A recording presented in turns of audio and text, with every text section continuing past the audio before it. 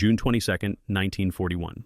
German tankers cross the Soviet border, convinced their panzers are the pinnacle of engineering. But within weeks, that confidence turned into a cold sweat. Near the Lithuanian town of Raseiniai, a single Soviet KV-1 tank ground the entire 6th Panzer Division to a halt for 24 hours. The Germans threw everything they had at it. Their 37mm PaK 35/36 anti-tank guns merely knocked on the armor, leaving nothing but scratches. Frustrated soldiers began calling their own weapons door knockers. Even a battery of 105mm howitzers failed. The KV simply silenced them with return fire. It was only when the Germans, in an act of desperation, rolled out the legendary 88mm flak gun for a direct shot that the steel giant finally went quiet. For Hitler, this was a personal insult. It turned out that Soviet barbarian industry had built a tank that was technically years ahead of Germany. Reports from Generals Guderian and Reinhardt echoed a single panicked message: "Our tanks are powerless."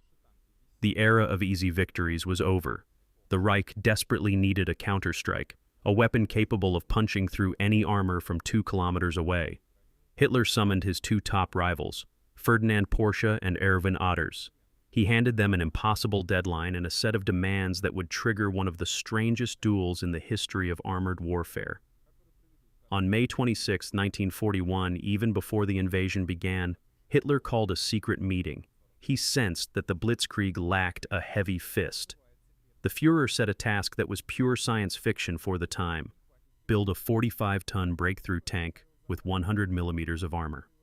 But the real hook was the gun. Hitler demanded the tank be fitted with a version of the 88mm flak anti-aircraft gun, the very same weapon that saved the Germans at Raseiniai. The deadline for prototypes was less than a year, with the big reveal set for April 20, 1942, to coincide with the Führer's birthday.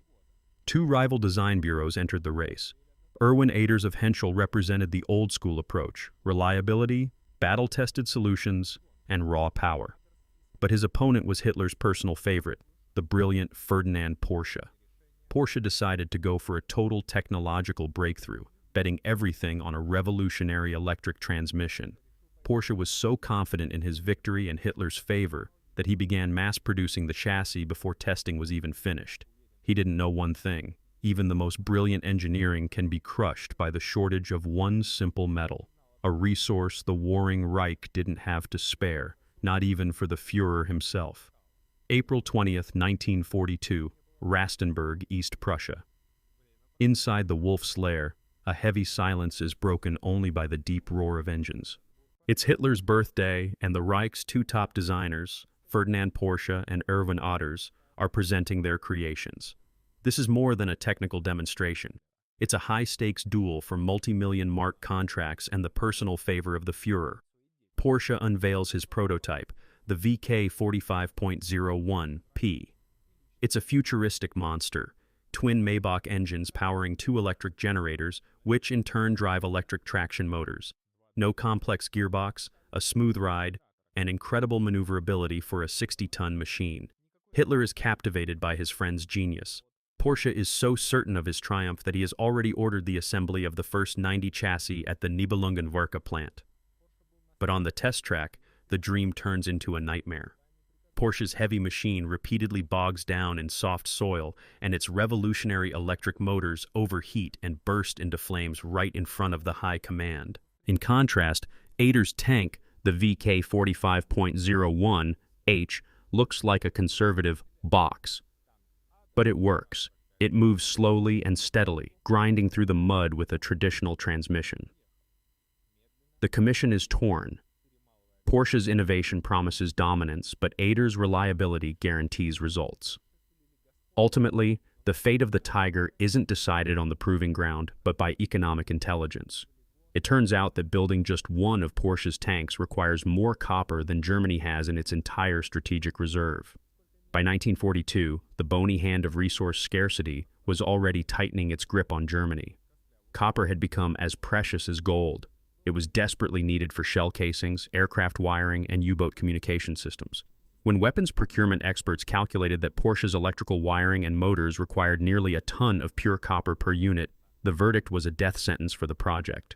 Hitler was forced to choose between his personal friendship and cold, hard logic. Victory was handed to Erwin Aders and the Henschel firm. The tank received its official title, the Panzerkampfwagen VI Tiger aus für E. But there was a problem. What to do with the 90 chassis Porsche had already built in anticipation of the contract? To scrap them would be to admit a monstrous waste of resources. The solution was quintessentially German.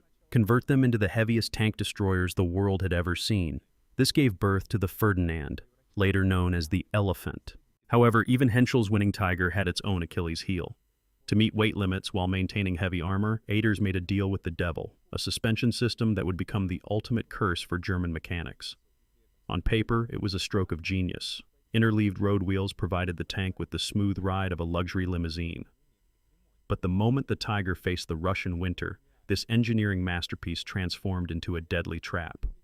Engineer Heinrich Knipkamp proposed a unique solution for the Tiger, an 8-axle system with 3 road wheels per axle. This totaled 24 overlapping wheels on each side. This __10_10_ design distributed the 57-ton weight so perfectly that the Tiger actually exerted less ground pressure than a standard commercial truck. It turned the tank into a stable firing platform, allowing crews to shoot on the move with incredible precision. But there was a dark side to this engineering. To replace a single damaged inner wheel, the crew had to remove up to 9 outer wheels first. Each of these wheels weighed hundreds of pounds. In the field, under freezing rain or mud, this maintenance nightmare could take 15 to 20 hours of back-breaking labor. The real, quote, 11 arrived with the Russian winter. Slush and mud would pack into the tight gaps between those overlapping wheels. At night, as temperatures plummeted, the mixture froze solid, turning into something as hard as concrete. By morning, the Tiger was literally anchored to the ground. Its transmission would burn out just trying to turn the locked tracks. Soviet troops quickly learned the trick. Attack at dawn after a hard freeze, when the Tigers were nothing more than immobile steel bunkers. Yet, despite its temperamental suspension, the Tiger remained the ultimate predator thanks to its ___12__. Its 88mm KWK-36 gun could turn any Allied tank into a pile of smoking scrap metal from distances where the enemy couldn't even see who was shooting. The Tiger's main armament wasn't originally designed for a tank. It was the legendary Flak 36 anti-aircraft gun, famously known by soldiers as the Oct, the 88. Hitler personally insisted on its adaptation, and the result was a masterpiece, the 88mm KWK-36. This long-barreled monster essentially turned a 57-ton tank into a high-powered sniper rifle. The ballistics were staggering. An armor-piercing shell left the muzzle at 773 meters per second. At a range of 1 kilometer, it could punch through 110 millimeters of sloped steel armor. This meant a Tiger could tear through the front of any Allied tank of that era the moment it appeared on the horizon. But the secret to its lethality wasn't just the powder. It was the, quote, 14 of the Predator. The Tiger was equipped with the TZF-9B binocular telescopic sight by Zeiss. This variable magnification optic allowed the gunner to see a target as clearly as if it were within arm's reach. Expert gunners, like the famous Balthazar Wall, boasted they could hit a coin from 1,000 meters away. It was this combination of ballistics and precision optics that allowed Tigers to pick off Soviet T-34s before the crews even knew where the shot was coming from. Inside the Tiger, a German gunner worked in what the Allies would have considered luxury. Instead of a cramped iron box, they had a meticulously designed workstation. The TZF-9B sight used 2 lenses, allowing the gunner to use both eyes, reducing fatigue and significantly improving depth perception. The reticle was precisely calibrated for specific rounds, the PSGR, 39 armor-piercing, and the PSGR, 40 sub-caliber shells. The ballistics were so predictable that calculating the first shot took only seconds. At ranges up to 1,500 meters, the probability of hitting a tank-sized target with the very first shell was a staggering 93%. For comparison, Soviet T-34-76 crews often had to close the distance to within 500 meters to ensure a kill, risking their lives every second they spent in the open. The Tiger dictated the rules of engagement. It could sit on a ridge and methodically pick apart an advancing column like it was at a shooting gallery. But all that firepower required protection. The Tiger's armor philosophy was as straightforward as its creator, Erwin Aders. No trendy sloped armor, just raw thickness and high-quality German steel. Hitler refused to wait. He demanded the Tigers be sent to the front immediately, ignoring the pleas of General Guderian, who begged to wait until they could amass enough tanks for a concentrated, massive strike. The debut took place on August 29, 1942, near Leningrad, in the swamps of Maga. It was an epic disaster. 4 top-secret tanks from the 502nd Heavy Tank Battalion were unloaded from their rail platforms and ordered to attack along a narrow causeway surrounded by marshes. It was the worst possible terrain for 57-ton machines. Under the Tiger's immense weight, the boggy ground literally vanished beneath the tracks. The transmissions, still unproven and sensitive, began to smoke. 3 out of the 4 tanks broke down due to mechanical failure before they even engaged the enemy. The Germans were forced to blow up the secret equipment and evacuate the crews under the cover of night. But the ultimate humiliation came in January 1943. One Tiger got stuck in no man's land. Under heavy fire, Soviet combat engineers managed to hook onto the steel beast and tow it back to their lines. The Reich's most guarded secret was now in Soviet hands, headed straight for the Kubinka proving grounds.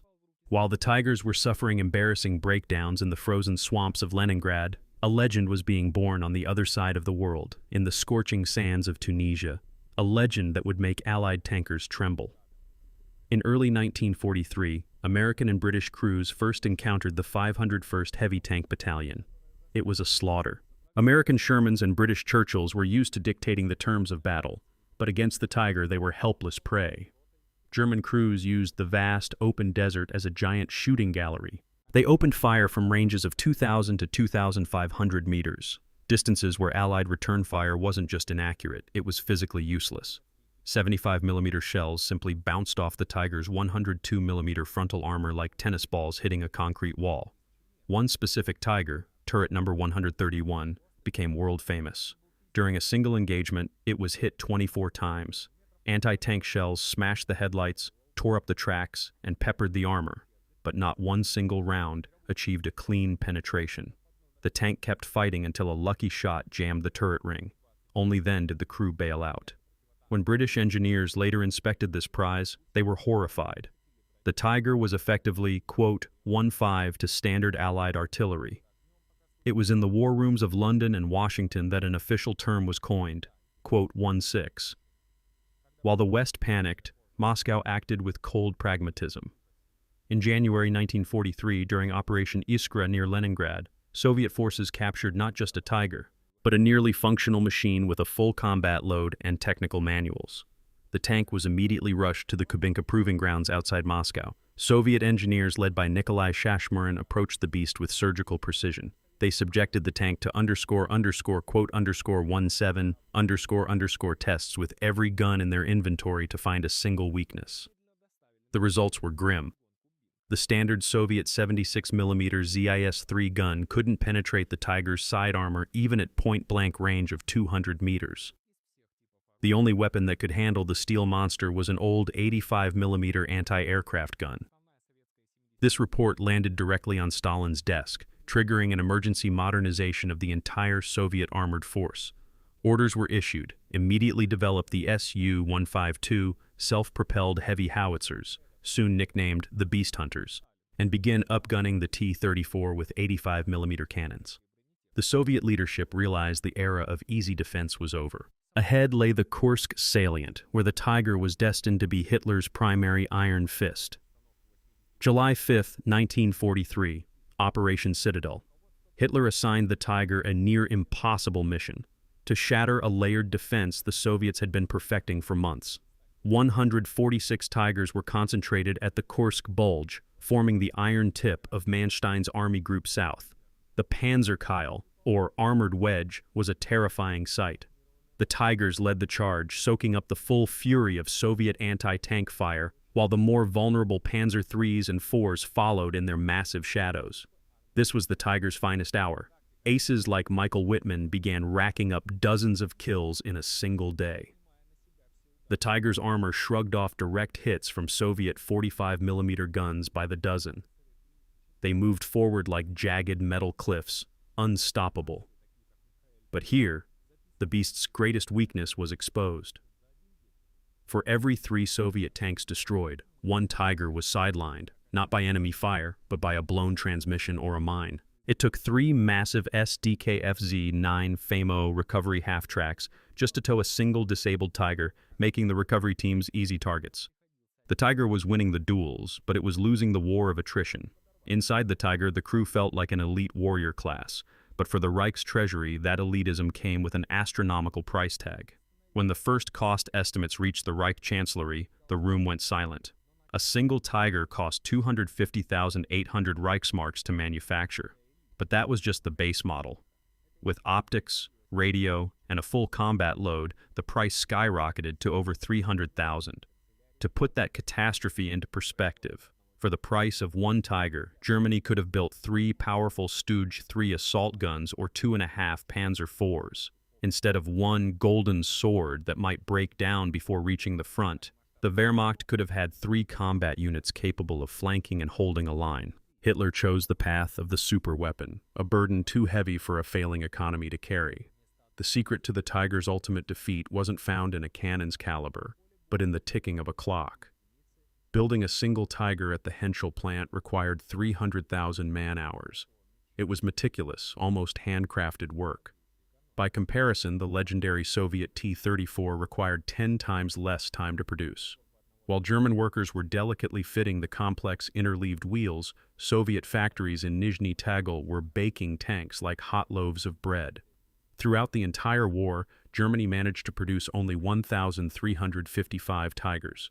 It was a drop in the ocean. During that same period, the Soviet Union and the United States flooded the battlefield with tens of thousands of medium tanks.